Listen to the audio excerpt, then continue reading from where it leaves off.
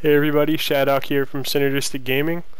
I've pretty much finished up playing the TERA beta. In this video I'm just going to be reviewing it, telling you guys what I thought about the game. Keep in mind this is a review and reviews are biased, so if you don't agree with my opinions, that's fine. TERA is basically a generic MMO with some nice features thrown in. The combat and the graphics are the two main things that I do like about the game. The combat also has flaws, which I'll go into after, but I like that they're at least moving away from click on this target, use your skills, so on and so on. You actually have to aim at targets. You use skills towards a target. You don't use them directly on a target. So you aim, you swing your sword at someone, things like that, which is definitely a nice improvement to see in an MMO. And the graphics of the game, if you've seen any of my other gameplay videos, are great. Now the problems with the MMO. First of all, although the combat is great, one of the biggest problems is that the animations just screw you over. There's a dodge feature which is awesome, but the animation for the dodge is so slow that you usually get hit by whatever attack you were trying to avoid in the first place. So you pretty much need to randomly dodge when you think something's going to attack, except for when they're charging up some giant powerful one-hit kill sort of attack. So it makes that feature really hard to use.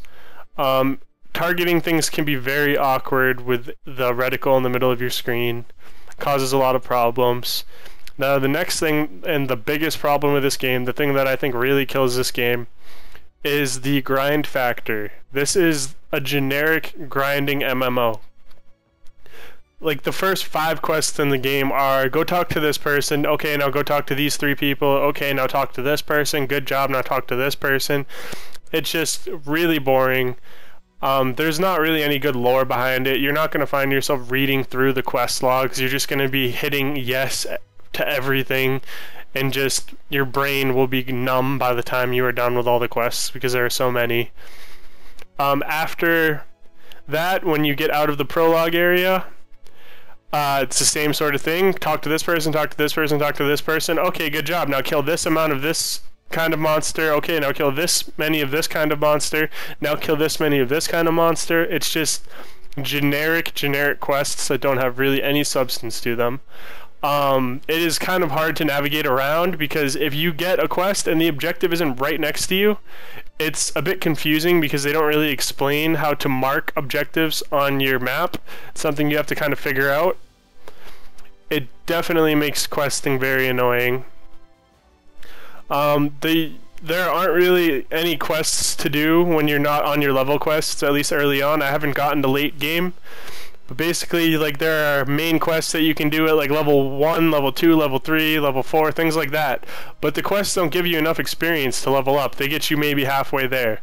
So you're forced to do random grinding quests or killing random monsters in order to get to the next quest, in order to progress in the story, which is just really frustrating. Another big problem I have is the weapons in the game. Each class has one type of weapon, which is just ridiculous to me. The warrior uses dual-wielded swords. He cannot use one sword, he cannot use a sword and shield, he cannot use an axe, he uses dual-wielded swords and that is it. And it's the same for every type of class. Rangers use only their bow, only one type of bow, that's it. Casters use their staff or their chakrams.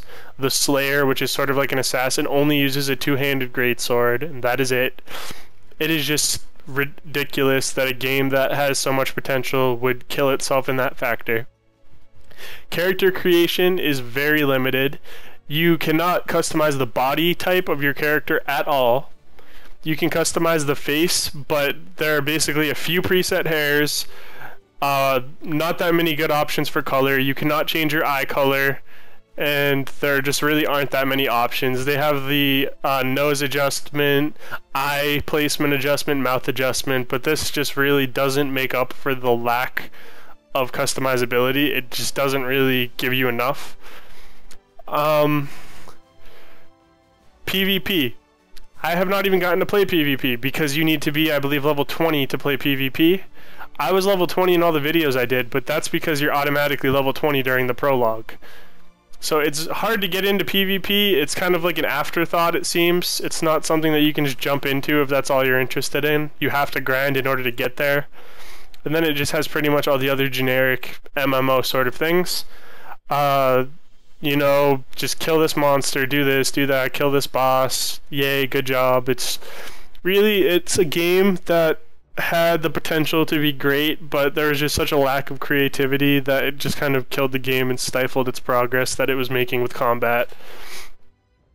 So all in all, I will give TERA a 6.5 out of 10.